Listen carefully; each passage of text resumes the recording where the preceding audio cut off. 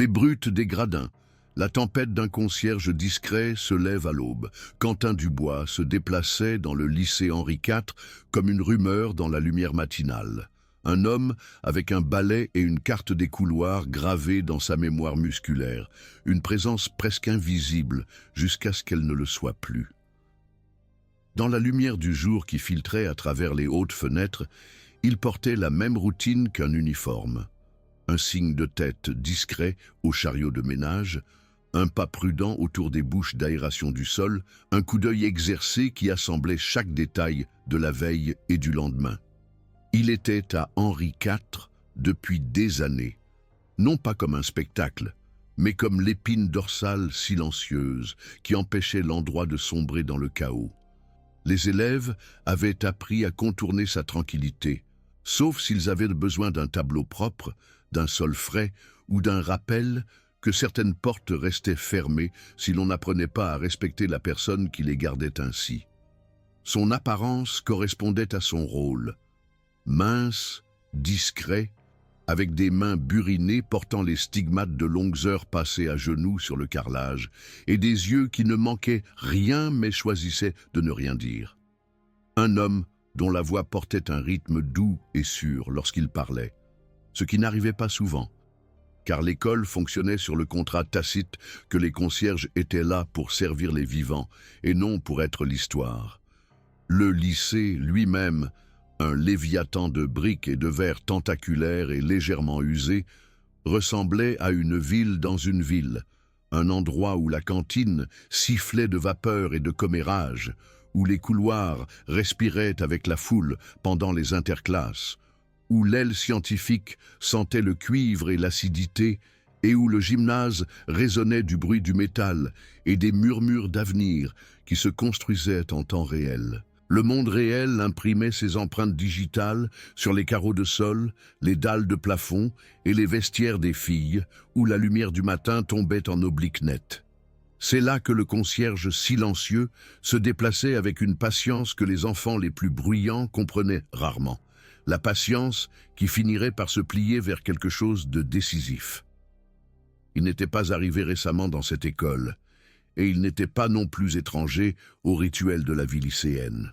Cette familiarité, cette quasi-invisibilité était à la fois un bouclier et une cage, car lorsque les gens vous connaissent suffisamment pour oublier que vous existez, ils peuvent oublier de se méfier de vous aussi.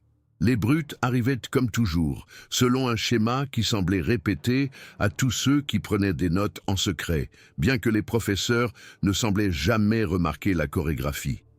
Damien Roux menait le trio, grand et rougi par le soleil, le terrain et les après-midi ensoleillés derrière les tribunes, avec une démarche qui ressemblait à un défi à la gravité elle-même. Un sourire qui chevauchait sa bouche comme une corniche et un plan qui ne nécessitait pas beaucoup de planification, car il jaillissait du même puits de certitude qu'il portait à même la peau. Corentin Le Goff suivait mince et rapide, avec un rire qui coupait à travers la foule comme une basket coupe un sol de couloir. Et Théo Vincent complétait le tableau, large d'épaules, une force tranquille qui pesait plus lourd que ses mots, le genre de présence qui n'appartenait pas à l'heure qui traîne, mais à la tempête qui attend toujours dans les coulisses. Il ne prétendait pas être ami avec le concierge, mais il connaissait le tempo de ses journées. La façon dont son chariot glissait avec ses roues grinçantes, la façon dont il s'arrêtait pour ajuster un panneau de sol, la façon dont ses yeux traçaient momentanément les motifs du sol, comme s'il lisait un scénario que lui seul pouvait voir. Il se permettait donc le luxe d'une première interaction pour confirmer qui il était, puis de passer au rituel que seuls eux comprenaient pleinement. La première interaction eut lieu le matin près de la cantine, un endroit où le bruit s'accumulait comme un système météorologique autour des tables à vapeur et du cliquetis des plateaux. Damien, en particulier, trouvait amusant de tester le calme. Au moment où il s'approcha, leurs yeux s'alignèrent le temps d'un battement de cœur et le monde retint son souffle. La voix de Damien, lorsqu'il finit par parler, n'était pas cruelle, mais plutôt travaillée, une désinvolture répétée qui pouvait traverser une pièce si nécessaire. « Sur votre tournée, Dubois ?» demanda-t-il, un rictus coincé dans les coins de sa bouche, comme un gymnaste cache une figure dans un enchaînement. Corentin et Théo se tenaient à une distance polie, les bras croisés, comme si un metteur en scène avait interrompu la scène un instant pour rappeler aux acteurs les enjeux. « J'essaie juste de minimiser le chaos, Damien », répondit Quentin, son ton égal, ni provocateur, ni conciliant, énonçant simplement un fait qui n'invitait pas aux disputes. Les autres rirent de cet échange poli, le genre de rire communautaire qui voyage en ligne et donne à tous ceux qui sont à portée de main un sentiment d'être un peu plus petits, un peu plus à vif. Il y avait de vieilles rumeurs sur le passé du concierge, racontées à voix basse par des élèves qui croyaient aux légendes, selon lesquelles il s'était autrefois entraîné à quelque chose de féroce, quelque chose qui s'accompagnait d'une grâce dangereuse. Les regards qu'il laissait furtivement glisser vers le trio suggéraient qu'il connaissait aussi ces histoires. Mais ces histoires restaient liées à une vie antérieure, dormante, jusqu'à ce que le bon moment vienne les réveiller. Ce qui suivit était suffisamment prévisible pour tous ceux qui avaient observé des décennies de vie scolaire, une série de petites humiliations qui s'intégraient à la journée comme des points de suture à une blessure. Dans le couloir près de l'aile scientifique, Damien fit glisser une épaule contre le chariot de Quentin comme pour rediriger un obstacle récalcitrant. Et le chariot vacilla. Une bouteille tomba, un liquide orange gicla sur le sol et éclaboussa les chaussures de Quentin, l'éclat collant attrapant la lumière fluorescente et transformant son travail tranquille en un embarras lent et glissant. À la cantine, une blague sur la recette spéciale du concierge pour les produits de nettoyage fit écho, un chœur de rires étouffés qui montait et descendait avec les applaudissements. Dans le couloir du gymnase, une chaise tomba, non pas par accident, mais à dessein. Et Quentin se retrouva accroupi pour stabiliser le chariot pendant que les brutes planaient au-dessus, retenant leur souffle comme un défi qu'ils n'avaient pas l'intention de perdre. À travers tout cela, les pensées de Quentin avançaient selon un rythme obstiné. Ce n'est pas à propos de moi. C'est à propos de leur peur de rester petits dans une pièce pleine d'histoires, plus grande et plus bruyante, et je ne vais pas rendre leur peur plus grande en me battant dans leur arène. Il avait appris il y a longtemps, dans une vie en dehors des couloirs, qu'il y a des lignes à ne pas franchir, des raisons de ne pas répondre à la violence par la violence, même lorsque l'autre camp fait ce choix pour vous.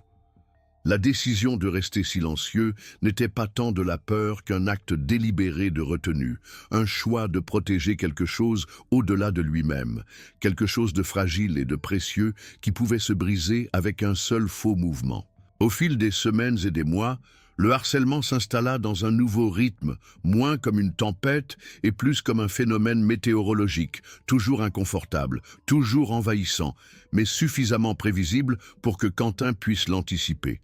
Et avec l'anticipation vinrent de petits changements en lui. La façon dont ses épaules s'abaissaient dans une position plus naturelle, une respiration plus régulière lorsque la sonnerie retentissait. La façon dont ses yeux, qui avaient observé depuis les marges, commençaient à s'attarder un moment de plus sur certains visages dans le couloir qui offraient une sorte de reconnaissance tacite que peut-être quelqu'un le remarquait en retour. Dans ces moments de calme, Ariane Collin, une étoile du club de robotique avec une chevelure auburn flamboyante et un esprit qui bougeait aussi vite que ses doigts sur un fer à souder, commença à apparaître dans sa périphérie dans des endroits où elle n'avait presque pas sa place. Le couloir près de l'aile scientifique, alors qu'il passait avec son chariot, le bord de la bibliothèque où la lumière frappait le verre juste comme il faut, les gradins après une pratique tardive ou une amitié poreuse entre les héros silencieux de l'école se formaient et se dissolvaient comme un souffle dans l'air froid. Ariane se comportait avec une intégrité qui n'exigeait pas l'attention, mais exigeait le respect, un trait que Damien et son cercle ne comprirent que lorsqu'ils le virent chez les autres, jusqu'à ce qu'ils apprennent que le silence peut être plus fort que le bruit lorsqu'il est mesuré en conséquence plutôt qu'en volume, Et Ariane, malgré la façon dont la cruauté de la journée la frôlait comme une tempête, se tenait droite à sa petite manière, une cible non pas de raillerie directe, mais de la façon dont les regards de côté et les demi-sourires de la foule la rattachaient au même bord déchiqueté que Quentin. Lui, à son tour, se sentait attiré par elle, non pas par simple romantisme, mais par une compréhension commune que certaines batailles doivent être menées avec plus que de l'endurance. L'action montante du milieu est née d'un seul incident dévastateur, un plan cruel et méticuleux que le trio a mis en œuvre avec la chorégraphie d'un braquage, un acte unique destiné à les dépouiller tous les deux, le concierge qui se tient en marge et la fille qui se démarque dans la foule. Cela s'est produit lors d'une assemblée scolaire dans le gymnase, un moment dont tout le corps étudiant se souviendrait longtemps après le dernier discours d'encouragement, l'espace même où l'énergie était versée dans la pièce et où l'attente planait comme une bannière au-dessus des gradins. Damien, Corentin et Théo ont coincé Ariane au premier rang après une démonstration qui avait exigé tout le courage qu'elle avait. Un moment qui aurait dû être un triomphe pour quelqu'un qui s'était battu pour appartenir à un endroit qui ne s'était jamais senti comme un chez-soi. Au lieu de cela, ils ont profité de ce moment pour l'humilier à nouveau, en chuchotant des commentaires qu'elle pouvait entendre avec une clarté parfaite, le genre de mots qui visent comme une aiguille et laissent ensuite un fil de doute derrière eux. Alors que l'attention de la foule se rétrécissait sur la scène et les lumières, Quentin sentit quelque chose dans sa poitrine passer du rythme lent et patient à une impulsion qui exigeait qu'il agisse. L'humiliation n'était pas seulement la sienne, c'était un test pour lui. Le moment où il réalisa enfin que sa retenue pouvait être prise pour de l'apathie, que le schéma de ne pas riposter se terminait non pas avec lui, mais avec la douleur de quelqu'un d'autre qu'il ne laisserait pas impuni. Le point de rupture est survenu lorsque les yeux d'Ariane croisèrent les siens pendant une fraction de seconde au moment final de cette assemblée, et dans cette seconde, quelque chose de dangereux s'éveilla en Quentin. Pas la peur, pas la colère, mais une clarté chirurgicale et prudente qu'il n'avait jamais eu le droit de déchaîner dans un cadre scolaire, mais qui était réelle, ressentie dans les os, quelque chose qu'il avait autrefois maintenu en vie dans d'autres circonstances.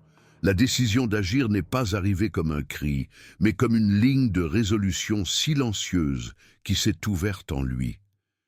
Il commença à s'entraîner, pas le genre d'entraînement qui nécessitait un gymnase et un dojo, mais le genre qui existait dans le silence, entre les sonneries et le doux grattement d'une roue de chariot sur le sol, dans la façon dont ses mains apprenaient à anticiper un changement d'équilibre avant qu'il ne se produise, comment ses jambes se souvenaient de la géométrie d'une chute sans avoir besoin de bruit ou de spectacle. Il étudia la façon dont les gens se déplaçaient dans un couloir bondé, où se situait la ligne entre la retenue et l'action imprudente. Comment transformer une force plus petite en un levier qui pouvait faire basculer une force plus grande sans avoir besoin de briser la dignité de qui que ce soit. Ce n'était pas un montage d'entraînement public avec une musique entraînante, mais une lente formation de compétences et de courage qui se produisait pendant les heures calmes dans les couloirs arrière et les locaux d'entretien, où un homme qui avait passé sa vie à nettoyer après les autres apprenait à nettoyer un autre type de désordre, non pas par la destruction, mais en le redirigeant vers un résultat juste et contrôlé. Et pendant qu'il s'entraînait, quelques professeurs commencèrent à le remarquer. L'un en particulier, Monsieur Durand, un professeur d'histoire avec une voix douce et un sens de l'équité obstiné, qui lui murmura après un quart de travail tardif que ce dont nous sommes capables lorsque nous choisissons de défendre les autres peut redéfinir qui nous sommes. La confrontation climatique arriva avec la précision d'une manœuvre chronométrée et la simplicité d'un acte presque cérémoniel. Damien essaya de transformer une simple bousculade en un spectacle dans la bibliothèque, où Ariane, maintenant entouré d'un cercle d'élèves en orbite, se tenait avec son projet dans un sac fourre-tout qui contenait un prototype délicat et irremplaçable, un appareil qu'elle avait construit et qui pouvait cartographier les champs magnétiques avec une sensibilité étonnante. Quelque chose qui pourrait lui valoir une bourse d'études ou une douzaine d'autres portes si on lui en donnait la chance, mais que les brutes ruineraient en un instant si elles mettaient de la main dessus. Les yeux d'Ariane fouillèrent la pièce, et lorsque le souffle de la foule se crispa et que le bruit se transforma en un rugissement d'approbation pour le spectacle, Quentin entra dans le champ de vision avec un calme qu'il n'avait pas montré depuis des années, et parla enfin, non pas pour rendre un verdict, mais à la pièce elle-même. Il demanda un moment, il demanda du respect, il demanda une chance de mettre fin à la cruauté sans devenir ce qu'ils essayaient de le forcer à devenir. Ce qui suivit fut une démonstration de la retenue et de la puissance qu'il avait acquise. Il ne lança pas un coup de poing, il se déplaça avec la précision tranquille d'un vétéran, utilisant l'effet de levier et l'équilibre pour désarçonner Damien avec un seul pivot propre, qui amena Damien au sol dans une chute contrôlée, un mouvement qui semblait presque chorégraphié dans son efficacité, une technique qui ne laissa pas de marque, mais laissa un message. La force la plus puissante n'est pas la force brute, mais une volonté disciplinée qui choisit de dominer un moment en se maîtrisant soi-même. Les spectateurs haletèrent, puis applaudirent avec un rythme dispersé et hésitant, incertain de savoir s'il fallait acclamer ou craindre, tandis qu'Ariane leva les yeux avec un mélange de soulagement et d'étonnement, comme si elle avait anticipé cet arc exact, et pourtant n'avait pas cru qu'il pourrait jamais se produire dans la pièce même où elle avait appris à douter d'elle-même. L'équipe de Damien se figea.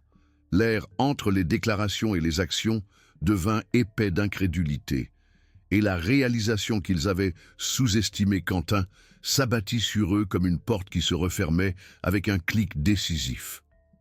Lorsque Damien essaya de se relever en grognant avec suffisance, Quentin tendit la main, pas une arme, et offrit un discours mesuré sur la responsabilité, sur la règle tacite selon laquelle la force est testée non pas par la force avec laquelle on pousse quelqu'un vers le bas, mais par la façon dont on le relève. Alors que la foule se déplaçait, certains élèves s'approchant, d'autres reculant, un sentiment de justice qui ne semblait pas punitif, descendit comme une aube après une longue nuit. Dans ce moment de bouleversement contrôlé, quelque chose dans le regard d'Ariane se tourna vers Quentin avec une nouvelle reconnaissance qui frôlait quelque chose de doux et de courageux, un lien se formant dans le souffle partagé de soulagement et d'admiration. Le concierge silencieux, qui avait gardé ses propres conseils, se retrouva soudainement au centre d'un nouveau type d'attention. Non pas l'attention de la peur, mais celle du respect, celle qui voyage sur les ailes du spectateur qui avait attendu que quelqu'un d'autre se lève et qui voyait maintenant que quelqu'un s'était effectivement levé et s'était bien levé. Les conséquences ne se sont pas transformées en un carnaval de vengeance. Au lieu de cela, l'école a commencé à inspirer différemment, comme si un poids s'était envolé de l'air, et les brutes, penauds et meurtris d'une manière qui parlait de plus que de la douleur physique, se sont retrouvés confrontés aux conséquences d'un choix qu'ils n'avaient jamais appris à expliquer à une foule qui comprenait la subtilité du pouvoir, mieux que les railleries les plus bruyantes ne pouvaient le montrer. Damien, pour sa part, ne s'est pas excusé avec de grandes phrases. Il a murmuré une reconnaissance rude et réticente que les événements de la journée avaient changé quelque chose dans la pièce, et la pièce est revenue à elle-même avec un recalibrage prudent et hésitant, une lente réévaluation des mots des gens et des scalaires implicites de la force. Les professeurs qui observaient depuis la périphérie, M. Durand parmi eux, ont ressenti un changement de ton subtil, comme si une ligne avait bougé et que tout le monde voyait où elle se trouvait maintenant. Ariane, qui avait enduré tant de choses et qui s'était comportée avec une combinaison de grâce obstinée et d'ardeur pour la connaissance, se tenait un peu plus droite, et Quentin, à son tour, constata que sa poitrine ne portait plus un espace vide de précaution, mais un rythme nouveau, et plus régulier qui correspondait à la pièce et à l'avenir d'une manière qu'il n'avait pas soupçonnée. La résolution de la journée n'est pas arrivée avec des feux d'artifice, mais avec une confession prononcée dans les couloirs par ceux qui avaient regardé et n'avaient rien dit de peur de devenir le prochain objet de dérision. La dynamique de l'école a commencé à changer lorsque les élèves, jeunes et vieux, ont commencé à admettre leur complicité en ne faisant rien, des excuses collectives et silencieuses qui ne sont pas venues en mots de la seule faculté, mais comme une subtile élévation morale dans les yeux de ceux qui se sont soudainement retrouvés plus responsables envers la personne qu'ils croisaient chaque matin. Les brutes portaient un regard d'orgueil incertain qui s'est transformé en quelque chose de plus châtié lorsque les conséquences de leurs actions se sont infiltrées dans leurs cercles sociaux, et le nouveau respect qu'ils ressentaient, aussi réticent ce respect ait-il pu être, n'était pas un trophée, mais une responsabilité qu'ils devaient porter avec plus de soin. La relation d'Ariane avec Quentin, une admiration qui s'était développée, non pas en une romance de sceaux dramatisée, mais en un partenariat de défense mutuelle, de soutien et de curiosité partagée pour un monde qui était plus grand que le couloir où ils s'étaient croisés pour la première fois, est devenu un ancrage silencieux pour tous les deux, un rappel que la confiance se gagne par de petits actes constants autant que par de grands gestes dramatiques. Aux yeux du corps étudiant, le concierge qui n'avait jamais cherché à être un héros est devenu l'exemple inattendu de l'idée que le leadership peut être une pratique de retenue et non une démonstration de force, et l'idée que se défendre peut être un acte de miséricorde envers ceux qui en ont le plus besoin si vous refusez de devenir la chose que vous méprisez. La réflexion finale de Quentin est venue dans le calme de la dernière cloche, lorsque les couloirs se sont vidés et que l'école a expiré, un moment d'immobilité qui semblait presque sacré. Il se tenait près de la porte d'entretien de la chaufferie, les mains posées sur l'acier froid, écoutant les cliquetis lointains comme s'ils étaient des ancres vers une vie différente, et il pensait à sa force secrète, non pas comme un talent pour se battre, mais comme une capacité profonde à choisir la bonne action au bon moment. Un pouvoir construit, non pas pour conquérir les autres, mais pour les protéger de la cruauté, et pour préserver un sentiment de dignité dans les heures fragiles entre les batailles. Il réfléchit à ce que cela signifiait de gagner le respect sans devenir une brute. Il comprit que la boussole morale ne brille pas dans le triomphe, mais bourdonne dans le silence, de manière constante, le genre de vérité qui n'est pas célébré par un éclair, mais reconnu par ceux qui refusent d'abandonner ce qui compte le plus lorsque la pièce devient bruyante et sombre. Alors qu'il poussait son chariot à travers un couloir maintenant plus calme, il trouva Ariane qui l'attendait avec un petit sourire reconnaissant et un prototype dans son sac qui avait survécu à la tempête. Avec ce moment de calme, l'atmosphère de l'école changea à nouveau, un adoucissement subtil mais indéniable dans l'air, un engagement de la part de beaucoup à essayer d'intervenir plutôt que de fermer les yeux, à donner de l'espace à ceux qui apprennent à se relever sans avoir besoin d'une scène. La transformation n'a pas été un seul point culminant, mais un long arc encourageant, le genre qui montre la justice sans cruauté, le genre qui transforme la peur en résolution et le ridicule en responsabilité. Le genre qui enseigne à une nouvelle génération comment se défendre sans franchir la ligne de la cruauté. Le moment de la finalité n'est pas venu avec des excuses criées ou une scène de tribunal dramatique, mais avec un seul souffle de soulagement partagé dans les couloirs, un accord silencieux que le monde pouvait être changé en commençant par un concierge et une fille qui avaient autrefois cru qu'elle n'avait pas sa place, et cette croyance se transformant en action lorsque le bon allié se tenait à vos côtés et refusait de laisser l'histoire se terminer dans l'humiliation. Quentin ne cherchait pas les applaudissements, et il ne cherchait pas la vengeance, mais sa posture, sa fermeté prudente et sa retenue, lorsque le moment exigeait la force, parlaient pour lui mieux que n'importe quel mot ne pourrait le faire. Les yeux d'Ariane, brillants d'un nouveau courage, lui rappelèrent que l'admiration peut être une force puissante lorsqu'elle est associée à la vérité, et qu'en choisissant de protéger ce qui comptait le plus, ils avaient changé une pièce, et peut-être un avenir. La leçon restait claire pour tous ceux qui voulaient l'écouter. La résilience signifie se défendre d'une manière qui préserve votre humanité, et il est possible d'émerger plus fort sans jamais devenir la brute que vous méprisez.